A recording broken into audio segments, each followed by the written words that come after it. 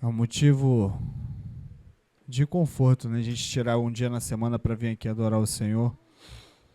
É uma pena, mais uma vez a gente vê a igreja com pouca gente.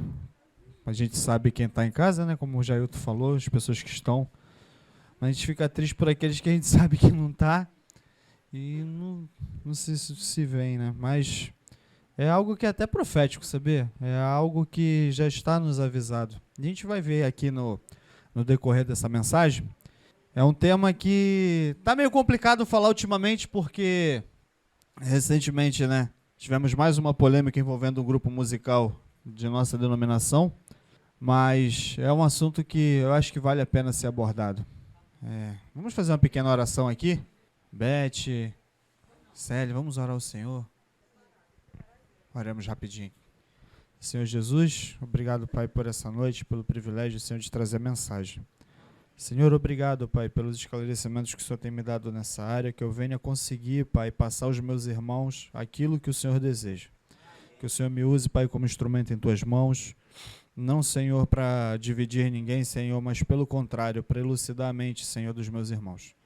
Para instruí-los, Senhor, no caminho, Pai, que o Senhor deseja que nós andemos. Em nome de Jesus, amém. Nossa, essa oração pareceu tão prepotente, mas às vezes é necessário, viu? A gente tem um probleminha muito grande, não só na igreja adventista, mas nas igrejas em geral. A gente gosta muito de absorver o que sai do púlpito. A gente não tem um hábito de leitura. O brasileiro, por si só, já não gosta muito de ler. E, às vezes, é difícil você encontrar pessoas que tenham uma vida devocional de leitura. Às vezes é mais fácil a pessoa ficar ouvindo pregação, sermão. Às vezes é mais fácil a pessoa ficar ouvindo músicas do que propriamente estudar algum assunto, né? E o assunto da música e adoração é um assunto que ele requer estudo. Não é feito de qualquer forma. O nosso Deus é um Deus de ordem, de decência, né? E nós, por vivermos como uma igreja, nós temos que entender como é que funciona isso, né? Porque a gente vem aqui ao templo para adorar. A gente oferece a nossa adoração com louvores. Então a gente precisa entender como é que tudo isso funciona, né? Eu achei engraçado que bem no meio disso tudo, eu na minha leitura bíblica rotineira e anual, meu bonde estava passando porventura lá no Salmo 92. Então convido vocês para lerem aqui com a gente, né? E o título do cabeçalho é muito legal desse salmo. É Hino de Gratidão a Deus, Cântico para o Dia de Sábado. Assim, perfeito. Se esse é um cântico para o dia de sábado, é um cântico de adoração, no dia separado para o Senhor. E o verso 1 começa, né? Bom é render graças ao Senhor e cantar louvores ao teu nome, ó Altíssimo. Verso 2, anunciar de manhã a tua misericórdia e durante as noites a tua fidelidade. Está vendo? Ele já agiu igual os adventistas lá no passado. A gente começava o dia aqui de manhã e até de noite, em programações. No verso 3 continua, com instrumentos de 10 cordas, com saltério e com a solenidade da harpa. Pois me alegraste, Senhor, com os teus feitos, exultarei nas obras das tuas mãos. Quão grandes, Senhor, são as tuas obras, os teus pensamentos, que profundos. Maneiro, né? Uma passagem bem legal. E eu acho mais engraçado que a descrição dos instrumentos fala muito a respeito. Deu para perceber alguma coisa? No verso 3, instrumentos de 10 cordas, com saltério e com a solenidade da harpa. A gente não vê instrumento de percussão aqui. E eu, enquanto preparava esses slides agora, porque a minha semana foi muito corrida, e não está nem 100% pronto, né? Brincando aqui com o Jailton, que é um ensaio para o sermão de sábado. E eu fui pesquisar o que era o saltério, né? O que era esse instrumento. E é tipo uma harpa assim, quase do tamanho desse vidro aqui, existem até maiores, com várias cordas que as pessoas tocavam com uma palheta, tipo uma baqueta de bateria. Mais ou menos isso aí. Nossa, mas que melodia linda aquilo ali. E o som é bem alto. Então é um instrumento bem legal. E visto tudo isso, vamos entender assim um pouquinho o que é uma definição de igreja, né? O que é definição de igreja para mim e para vocês? Às vezes as pessoas já definem a igreja erroneamente como sendo só nós. Nós somos o templo do Senhor, nós somos a habitação do Espírito Santo. Mas o que é a igreja? A igreja sou eu? Eu sozinho faço uma igreja? Não, exatamente. A Betona acabou de responder. É um conjunto de pessoas reunidas em um grupo, ou um templo, ou uma congregação que seguem determinadas doutrinas. Ainda tem isso no final. Porque se a gente se une embaixo num templo ou num grupo e cada um faz o que se entende, não é nenhuma igreja. Uma igreja tem regras, tem doutrinas, e todas essas doutrinas são pautadas principalmente na Bíblia. Não existe igreja sem doutrina, não existe congregação sem doutrina. Só que a gente está vivendo um tempo que parece que a doutrina está sendo jogada fora. As pessoas querem Jesus, mas não querem as doutrinas que Jesus estabeleceu. Sabe? É um negócio muito complicado que a gente está vendo acontecer. As pessoas estão diluindo a sua vontade na doutrina. Ou, melhor dizendo, né, estão diluindo a doutrina e suas vontades. E não é algo que começou aqui, não. Agora está ficando mais aparente possível, mas é algo que a gente já está vendo na igreja lá fora, na igreja evangélica, acontecer há bastante tempo. Como a gente costuma dizer, o mundo, pouco a pouco, entrando na igreja. E como é que a gente fica? Nós que conhecemos um pouco da palavra do Senhor, nós que conhecemos um pouco as doutrinas, nós que despendemos, assim, nem que seja 20 minutos do nosso dia para ler algum livro, para fazer algum estudo, como é que fica a nossa situação nisso tudo? Porventura a gente vai abandonar a igreja? A gente vai sair fora? Vai desigrejar? Vai achar que está todo mundo perdido? Vai achar que ninguém é digno de salvação? Só a gente que é zeloso, porque a gente que tem direito? Então é isso, sai daqui, deixa tudo se acabar, deixa a juventude que está vindo aí com suas próprias vontades, com as suas ideias tortas dominarem tudo. Não, não devemos fazer isso. Sabe por quê? Teve um cara que podia fazer isso, e Deus ia dar uma igreja 0 quilômetro para ele, ia dar um povo novinho para ele. Sabe quem foi esse cara? Moisés, lá em Êxodo 32. Quando Moisés desce lá do monte, que ele recebe as tábuas de pedra, e vê aquele povo todo lá, vendo aquela festa com bezerro de ouro, ele volta à presença do Senhor depois de ter se indignado, e Deus vai falar com ele. A gente estudou isso na lição de Deuteronômio. Moisés intercedeu pelo povo, e Deus prometeu que Deus esboçou o desejo para Moisés de que queria eliminar aquele povo, porque ele era mau, que ele era teimoso, ia passar limpo aquele povo, ia fazer a partir de Moisés uma grande nação. Moisés poderia ter dito: Senhor, fogo neles, manda todo mundo para o churrasco do milênio. A partir de mim, com o meu zelo, com a minha boa vontade de te servir, a gente vai fazer uma nação nova, que vai seguir a tua doutrina à risca, que não vai se desviar para a direita, para a esquerda. Pode ir, Senhor, o Senhor está certo. Eu vou te servir e minha família vai te servir a pleno. Ele fez isso? Não. Pelo contrário, ele foi, como é que se diz? Me fugiu a palavra da cabeça assim, mas ele teve compaixão daquelas pessoas. Ele falou para Deus: Deus, não elimina não, e se eliminar, risca o meu nome do teu livro também. Em outras palavras, assim, você vai mandar eles pro fogo do milênio, pro lago de fogo? Me manda junto. Eu não quero estar no céu sabendo que esse povo todo morreu porque o Senhor me fez essa promessa, em outras palavras. Não, Senhor. Foi para eles que o Senhor fez a sua promessa. O que as outras pessoas vão dizer? O que os egípcios vão dizer que o Senhor trouxe esse povo para cá para matar eles no deserto? Como é que vai ficar a tua reputação? Moisés, ele se compadeceu. E não só ele. Números 13 a 14. No capítulo 13 e 14, a gente vai ver a história de Josué e Caleb, que desceu para a terra para espiar Canaã, que foi lá com aqueles outros 10 amigos, cada um por uma tribo, e aqueles 10 que voltaram, saíram começando a espalhar um monte de rumor, falando que não ia dar certo, que ele era uma terra de gigantes, que as cidades eram fortificadas, que eles não tinham poder bélico, que eles não tinham condições de pegar aquilo tudo ali, que eles iriam morrer. E eles começaram a espalhar fofoca para aqui, para lá, para aqui, para lá. A Bíblia vai falar que eles, durante a madrugada, urravam, berravam, faziam um escândalo, chorando, achando que iam morrer. Deus reúne, manda chamar o povo, manda chamar Moisés, manda chamar Arão, manda chamar o povo, reúne todo mundo, vamos fazer uma comissão aqui, o que está acontecendo, que procó é esse, vocês estão com medo de quê? E o povo continua teimando. Então Deus fala assim: então faz o seguinte, já que vocês não confiam em mim, vamos puxar um castiguinho para aprender a dar valor nas minhas promessas. Para cada dia que vocês passaram lá dentro, vocês vão passar um ano no deserto. E passaram 40 anos, a história a gente já conhece. Só que Josué e Caleb, que foram os únicos fiéis que confiaram na promessa de Deus, que mantiveram o pé firme porque conheciam a doutrina, eles poderiam ter falado: Senhor, mas por que nós vamos ter que passar 40 anos com ele? Não, a gente veio aqui defender o teu nome. A gente trouxe as verdades aqui para eles. A gente mostrou aquilo que a gente conhece de ti para esse povo. Eles não quiseram, a gente não, a gente foi zeloso. Deixa a gente lá e deixa esse povo passear 40 anos aí. Eles não fizeram isso. Eles voltaram com o povo para o deserto. Passaram a provação juntinho. E mais ainda, por que eu digo isso para vocês? Onde eu quero chegar, né? Nesse primeiro momento. Ezequiel 9, Deus dá ordem ao anjo escrevente que ele cele aqueles que suspiravam e gemiam por toda a prática repugnante que havia em Israel. Lembra dessa história? Dessa visão? E logo depois que esse escrevente passa, sela todo mundo, Deus dá ordem aos anjos que vão lá e executem todos aqueles que não têm um selo.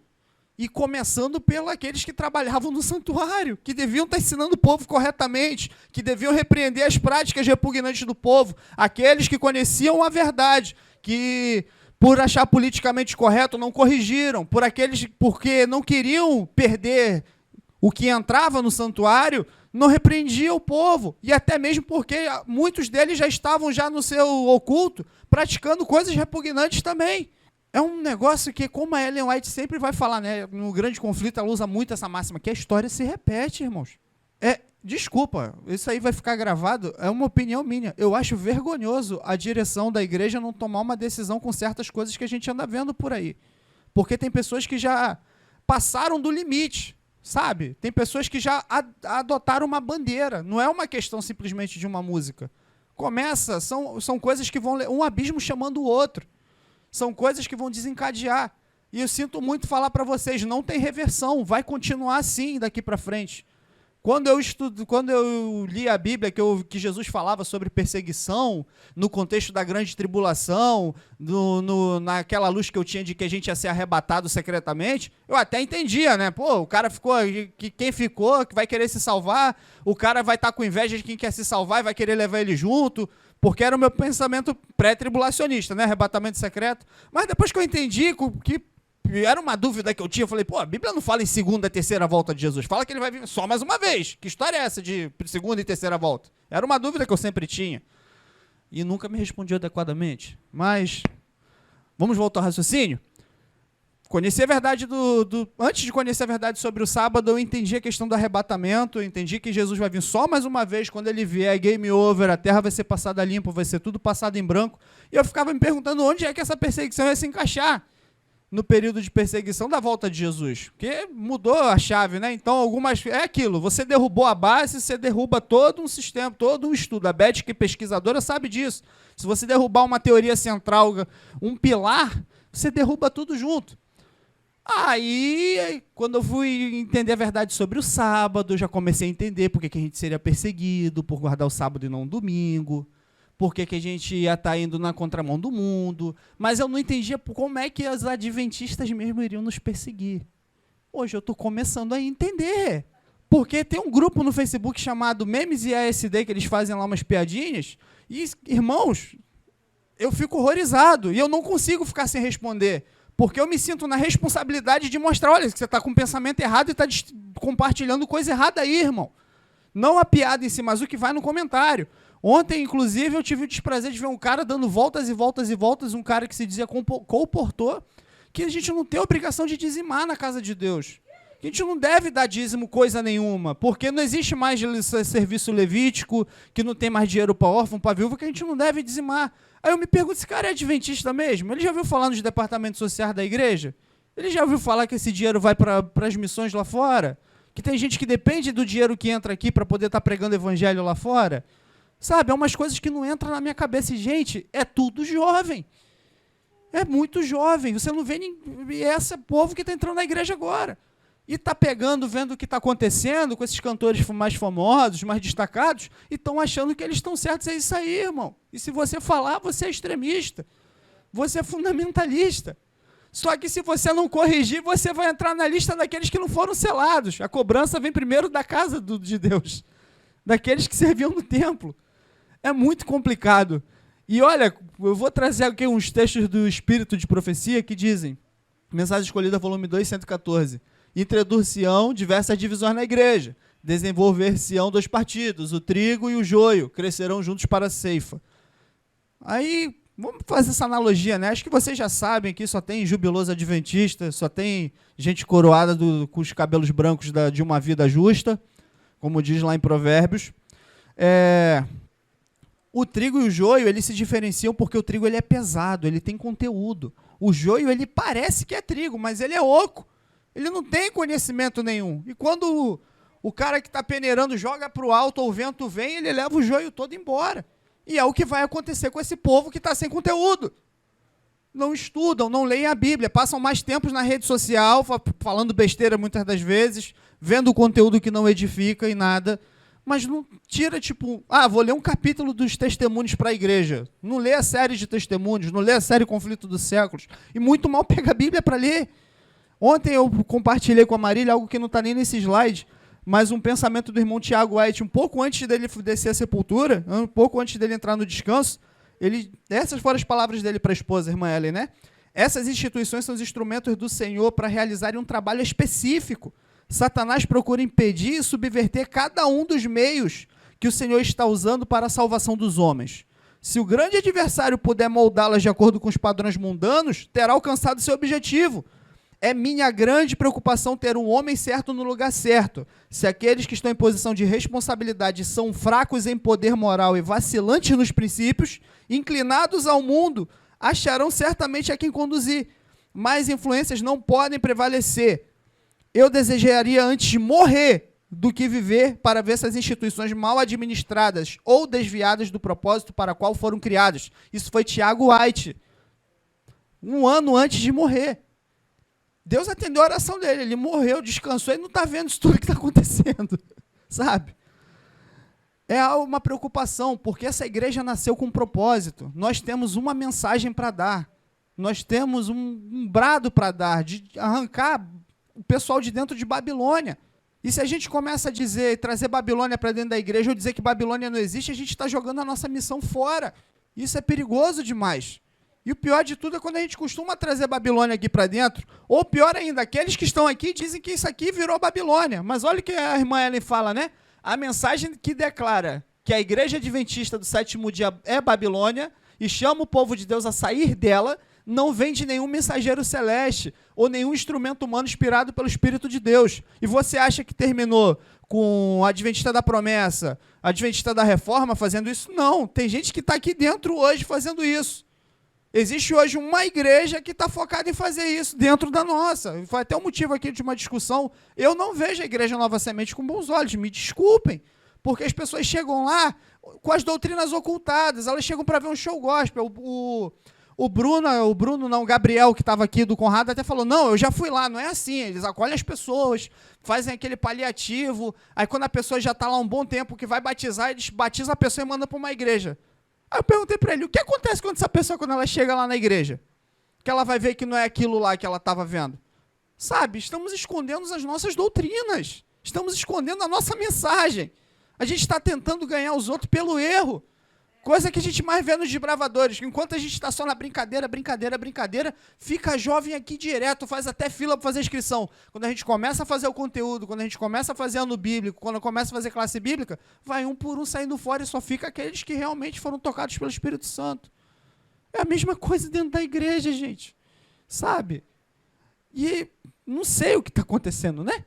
Mas aí vem uma mensagem de consolação para mim e para o seu coração da serva do Senhor. A igreja talvez pareça como prestes a cair, mas não cairá. Bendito seja. Olha, deu até um arrepio aqui, desceu um raio assim, da espinha até os pés ao falar isso. Porque parece que vai, mas não vai, porque Deus não vai deixar Satanás vencer essa batalha. Não prevalecerão contra essa casa de oração. E eu creio, nós que estamos aqui somos remanescentes e cremos nisso. Nós carregamos a tocha da verdade. Não devemos deixar Satanás trazer o engano dele aqui para dentro. Não devemos ter medo e nem se intimidar, sabe? Porque o mundo vai embotar a cabeça dos jovens, principalmente, porque a Bíblia diz que os jovens são fortes. Ellen White fala que Satanás ataca muitos jovens, porque se os jovens se dedicarem a uma vida de serviço, vão fazer maravilhas na obra do Senhor. Jovem não tem um tempo que eu e você tem disponível. Vou te dar um testemunho. Essa semana fui lá na clínica do Maravilha, lá de dentro, não a da pista, né? A lá de dentro, José de Paula. Tinha uma fila de Calebes. Eu olhei assim, eita, Caleb! Eu fui lá, estacionei a moto, voltei, cumprimentei. Vocês estão fazendo aí? O que foi? Alguém pegou Covid na missão? Diz, não, a gente está fazendo o teste do Covid para ir fazer a missão, para ver quem pode ir e quem não pode ir. Cara, isso 2h30 da tarde, enquanto eu estava na minha correria, a turma fazendo Caleb. Olha como eu queria estar fazendo Caleb, só que eu não posso por causa do trabalho. A gente vai fazer um compactozinho com o Tibaguará. A gente vai tentar fazer o melhor na nossa realidade. Mas o jovem tem o tempo que a gente não tem. Eu estou vendo o Instagram do pessoal que está enfiado na obra mesmo, que está indo pintar muro de igreja, que está indo capinar o quintal dos outros, sabe? E não são todos, não vou falar assim para você, são todos os jovens que gostam de fazer isso. Não são. São os trigos, mano. Porque tem conteúdo, que sabe que tem que ajudar o próximo.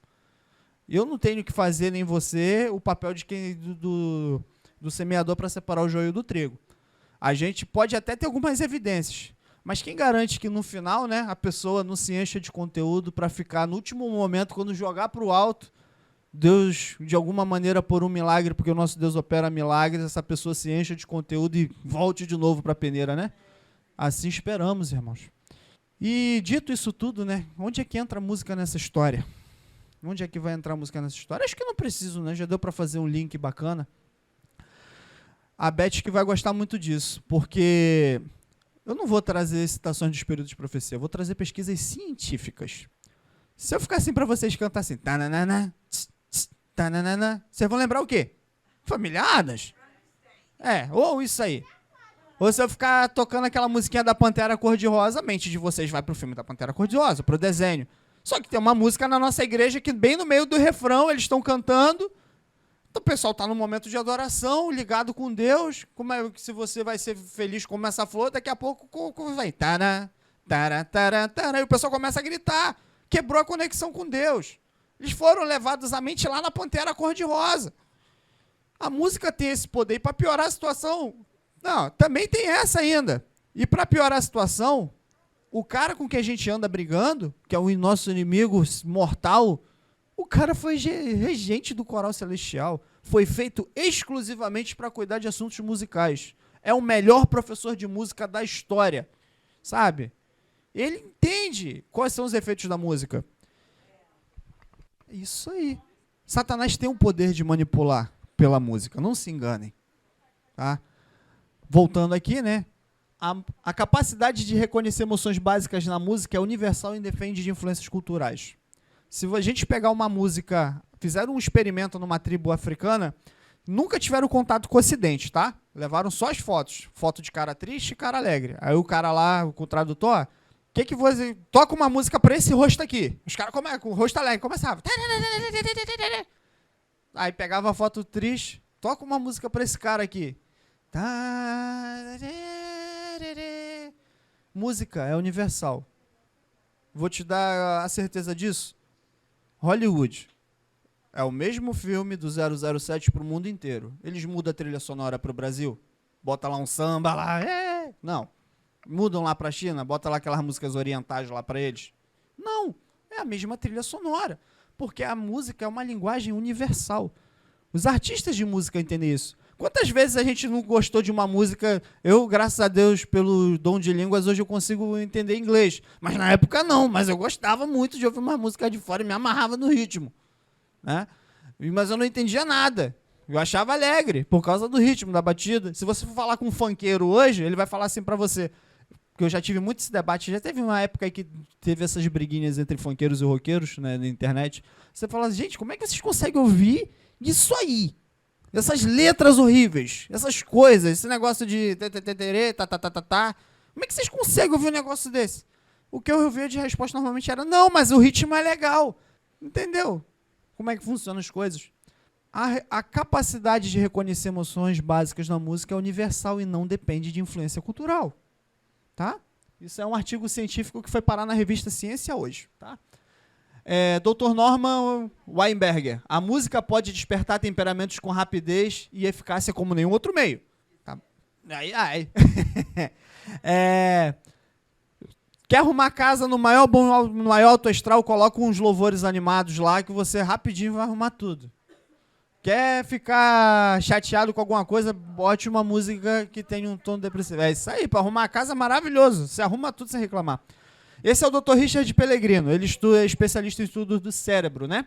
Porque a música é um negócio tão bom que inventaram um negócio chamado musicoterapia. Em 25 anos trabalhando com o cérebro, ainda não consigo afetar o estado de espírito das pessoas da forma como uma simples música consegue. O cara trabalha há 25 anos, ele não consegue estimular a pessoa para chegar no nível que a música consegue deixar, tá? Para você ver o poder da música na mente da gente. E na Bíblia a gente tem exemplo disso. 1 Samuel 16, 23. Quando o espírito mal vinha sobre Saul, Davi tomava a harpa e a tocava com a sua mão. Então Saul sentia alívio e se achava melhor. E o espírito mal se retirava dele. Então, se o espírito mal se retirava dele, abre um parênteses aí, vamos falar do alívio antes. Se Saul se sentia alívio com o poder da harpa, se sentia aliviado, a música tem esse poder de mudar o seu bem-estar. E, falando agora, voltando aqui na parte espiritual, os espíritos mal se retiravam de Saul, de perto dele, sabe? E Ellen White confirma isso, dizendo que numa visão ela viu jovens numa casa com músicas que eram próprias para o baile, que inclusive essa citação está até aí, mas o tempo já está acabando, que quando os anjos do Senhor se afastavam dessa casa, porque não era um local que o louvor era tão legal assim, sabe? Tinha cara de louvor, mas não era louvor, os anjos se retiravam. E quando os anjos de Deus se afastam, meu amigo, adivinha só quem chega para colar juntinho do seu lado? Os anjos do mal. É por isso que a gente vê essas tragédias. Vai para balada de noite. Eu não conheço uma festa secular que não termine em pancadaria e confusão. Eu não conheço uma. Vocês que participaram mais tempo do que eu, até porque eu acho que eu nem participei dessas coisas. Eu ia com meu pai, mas nem tenho tanta lembrança. Mas eu não conheço ninguém que fale assim, eu fui para uma festa hoje, foi tranquilo a noite toda. Pode ser evento privado, de classe média alta. Sempre termina em confusão, irmãos. Jair tá brigão? Misericórdia. Ainda é. Não, hoje é a Beth. Eu acho que a Beth briga mais, hein? Mas é isso, irmãos. Porque onde o Espírito de Deus não habita, os espíritos maus habitam, né? Pensamentos e sentimentos reunidos compõem nosso caráter moral. A música, ela tem poder de moldar também o nosso caráter. Nós nos tornamos espelho daquilo que contemplamos. Por que hoje a gente vê tanta menina jovem com filho no braço, né? Vai novinha, vem novinha, fica novinha e sai novinha. De tanto novinha, as novinhas estão tudo com novinho no braço. Porque isso entrou na cabeça, no subconsciente deles. E acham normal. Para mim, para você, isso se chama pedofilia. Para eles, não. Sabe, tá percebendo como Satanás trabalha a mente das pessoas através da música? Roubar é algo super normal, porque hoje se prega que nas músicas que o cara vai pegar o carrão, vai pegar o motão, vai pegar o celular, vai ter o dinheirão, e vai entrando na mente deles. Eles vão atrás, não vai ser por meios lícitos. A música tem esse poder, irmãos. Música tem o poder de formar o caráter. Considerar música e sua influência secreta através das gerações. É o título desse livro em inglês, tá? Música pode enobrecer ou degradar o caráter, fazer homens melhores ou piores do que são. Agora você entende porque o Rio de Janeiro vai à bancarrota, né, meu irmão? Platão falava, deixe-me fazer as músicas de uma nação e não me importa quem faz suas leis. Não importa, irmão. A música, ela vai entrar na cultura, que vai entrar na mente. Quer ver o maior exemplo? A Beth agora pode até vibrar. Na época da ditadura, a lei dizia, tinha censura, tinha isso, tinha aquilo outro, e a turma da Tropicália, com a música, burlava aquilo ali e conseguia levantar pessoas que aderissem à causa. Através da música. Começou-se a contra-revolução de 64. MPB? Não tinha nada. Exatamente. Irmão White diz que Deus convida seu povo, que tem a luz diante de si na palavra e nos testemunhos, a ler e considerar e dar ouvidos. Sabe, nós não somos um povo que está uma deriva no mundo, nós temos orientações. Instruções claras e definidas têm sido dadas a fim de todos entenderem. Mas o problema é que não são todos que querem entender. Tem gente que está menosprezando a luz que recebeu e está achando que está abafando. Aqui é aquilo que eu havia falado, né? Voam anjos em torno de uma habitação além. Jovens estão ali reunidos. Ouve-se sons de música, encanto e instrumentos. Cristãos acham-se reunidos nessa casa. Mas o que ouvis? Um cântico, uma frívola canção própria para o salão de baile. Sambinha de cria, né? Clareou, Novo Tom, Grupo Orion, Arautos do Rei cantando um reguezinho. E por aí vai, né? A gente tem vários exemplos, né? Vede os puros anjos, recolhem para si a luz. E os que se acham naquela habitação são envolvidos pelas trevas. Lógico, né? Onde a luz sai, entram as trevas. É algo natural. Se eu apagar essa luz aqui, vai ficar escuro. Imagina no âmbito espiritual. Deus, ele é didático. Os anjos afastam-se da cena. Tem tristeza no semblante. Vede como choram. Isso eu vi repetidamente pelas fileiras dos guardadores do sábado. Não foi na igreja evangélica, não, tá? Não foi lá fora que ela viu. Foi aqui dentro. Música é semelhantemente esse par de alianças aí. É uma aliança com Deus. É algo que eu estou dando para Deus. Vamos supor que eu tivesse uma aliança que eu usei no meu relacionamento com a Tatiane. Eu falei que eu ia te provocar na pregação. Tava lá o nome escrito da aliança, era de ouro. A gente usa aliança de prata, mas era uma aliança de ouro. Mas estava escrito assim lá dentro, Tatiane. Eu desse assim para Marília, tá do lado de dentro, vou economizar 3 mil reais, vai ficar do lado de dentro. Ela não vai ligar, né? Eu chego aqui para dona Marília, amor, toma esse anel de casamento, presente, estava guardado esse tempo todo, mas como eu quero te prestigiar te dando essa aliança de ouro e tomando essa de prata. Você acha que ela vai aceitar? Exatamente. Mas vamos supor que eu levo essa aliança no ourives, mando ele raspar o nome da menina e dou para Marília. Você acha que ela vai aceitar? Não, ela está aqui falando, nem pensar. Exatamente, porque não é só uma aliança. Tem uma história ali. Toda vez que ela tiver com essa aliança na mão, eu vou lembrar que eu dei essa aliança primeiramente para aquela menina. Que eu trabalhei para dar aquilo para aquela garota. É a mesma coisa com a música. Eu vou pegar, apesar que nesse último caso, né, eles nem tentaram mudar nada, eles simplesmente pegaram o samba e regravaram, né? Mas vou pegar uma música, vou pegar um ritmo secular, vou tirar a música, vou tirar a letra, vou mudar o nome do compositor, eu vou chegar para Deus e vou falar assim, toma, Deus, essa aliança aqui musical para você. Se a Marília aqui é pecadora, se eu que sou pecador, a gente acha ridículo essa questão de reaproveitar uma aliança de um relacionamento antigo, imagina o nosso Senhor. E as pessoas não se dão conta disso. E se a gente fala isso, a gente é fanático. A gente é fundamentalista. A gente está exagerando. Exatamente. Ele que me deu meu primeiro lenço de desbravador. Eu lembro, tá, irmã Lúcia? Exatamente. Eu imaginei. Exatamente. Isso se chama jurisprudência. Quem está no alto tem que dar o exemplo. É assim que funciona, né?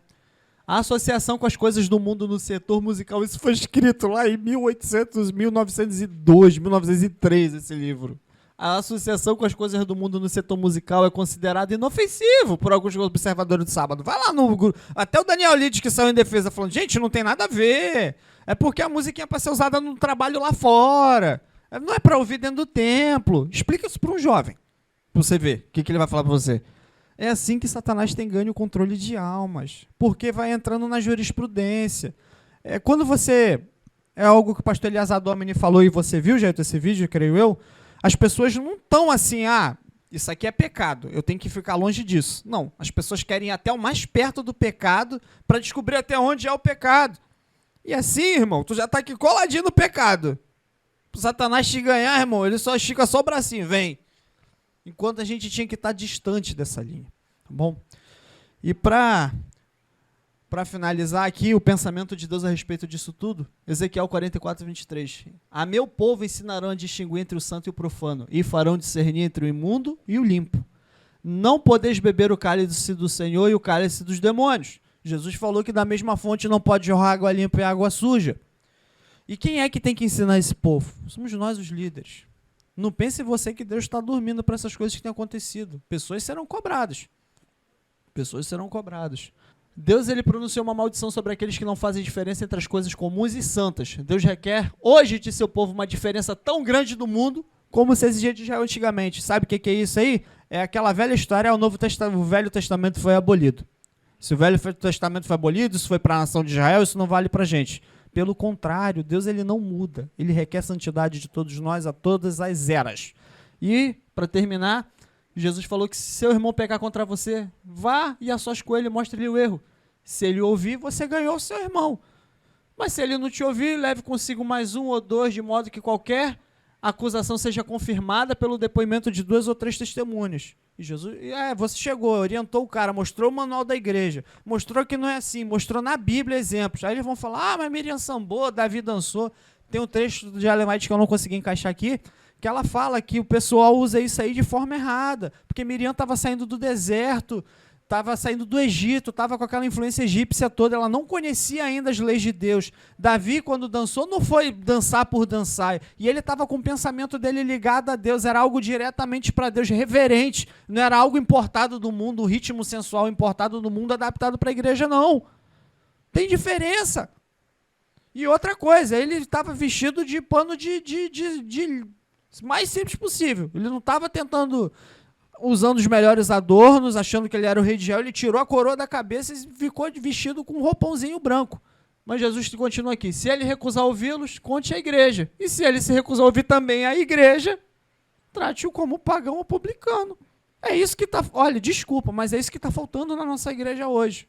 Pegar essa turma, como foi dito aqui, para não engrossar o caldo, que eu não sei quem que vai ouvir isso aí depois, mas às vezes está faltando a gente tratar um pouquinho como pagão publicano, não para arder no churrascão do milênio, mas para ver se liga, volta atrás e se arrepende. Porque se a gente não fizer isso, Jesus deu as instruções, não sou eu que estou falando não, é ele que está falando. Não é tratar como pagão e publicano para poder deixar o cara lá, não, é para ver se ele se toca e volta atrás. Para ver se conserta, não é excluir por excluir. Quando ele voltar, a gente acolhe, se arrependeu. Amém, irmãos? E para ter fechado, se alguém sentir o desejo de imitar os modos do mundo e não controlar de imediato, Deus prontamente deixará de reconhecê-lo como filho. Não porque Deus quer, tá? Porque você vai passar a não querer mais Deus. Porque as coisas do mundo, quando comparado com as coisas de Deus, para a realidade pecaminosa da gente, parecem ser bem mais atrativas do que uma vida santa de retidão. Espero que tenha acrescentado algo na vida de vocês. Espero que eu não tenha criado nenhuma inimizade. Não, amém. Amém. Bendito seja Deus. Obrigado, irmão Leandro Dalla, pela palestra cedida gratuitamente na internet. Isaac 506, ao ouvirmos, fiquemos de pé. Porque Leandro Dalla, com 2 L's. Ele é um especialista em música na nossa igreja. É um magrinho, vou falar meio assim, gente boníssima. Esse louvor ele é uma oração. Vamos orar ao Senhor para fortalecer a nossa igreja. E antes que ela desfaleça, que o Senhor segure nas nossas mãos e nos levante. Porque essa igreja é dele. Somos o remanescente. Temos a missão de levar essa mensagem ao mundo.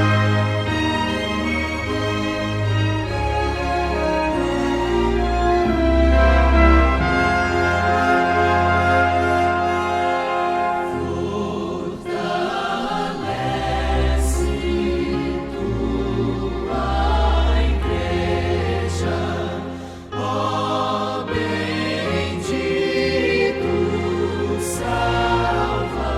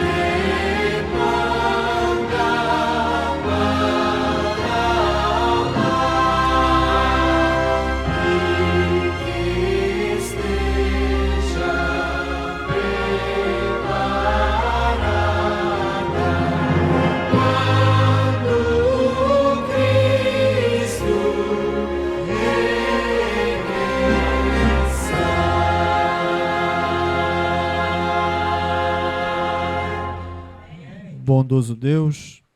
Aceite, Pai, esse louvor, Pai, como parte dessa oração. Que o Senhor venha vivificar a Tua igreja, Senhor. Que antes que ela venha desfalecer e perder o vigor, que o Senhor venha, Pai, restaure as nossas forças. Que o Senhor nos mantenha, Pai, firmes no caminho para a jornada até o céu. Que o Senhor venha, Pai, e retire de nós, Senhor, o espírito enganador. Que o Senhor nos ajude, Pai, a prevalecer, Senhor, contra a obra do engano. Senhor, porque Satanás, ele sempre teve, Senhor, uma obra de contra-reforma, Senhor, contra as Tuas verdades. Ele sempre, Senhor, fez contrafações, Senhor, aquelas verdades que o Senhor tem pela eternidade. Não à toa, Senhor, em Apocalipse 14, o Senhor chama de evangelho eterno uma das 3 mensagens angélicas, porque é aquele evangelho que nunca vai mudar. Senhor, que nós venhamos pregar, Senhor, a mensagem da nossa missão. Nós sabemos, Senhor, que nós devemos, Senhor, ser, Pai, servos Teus, que daremos essa mensagem ao mundo.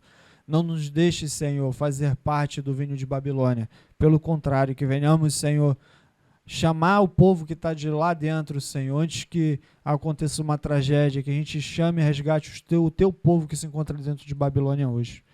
Nos leve para casa, Pai, em segurança. Nos ajude, Pai, a ter mais interesse nas coisas do alto, a aprender sempre mais de Ti. Que venhamos usar o nosso tempo livre, Pai, mais para entender mais o Teu amor e o Teu cuidado do que coisas vãs. Que o Senhor nos abençoe e tenha misericórdia de nós, em nome de Jesus. Amém.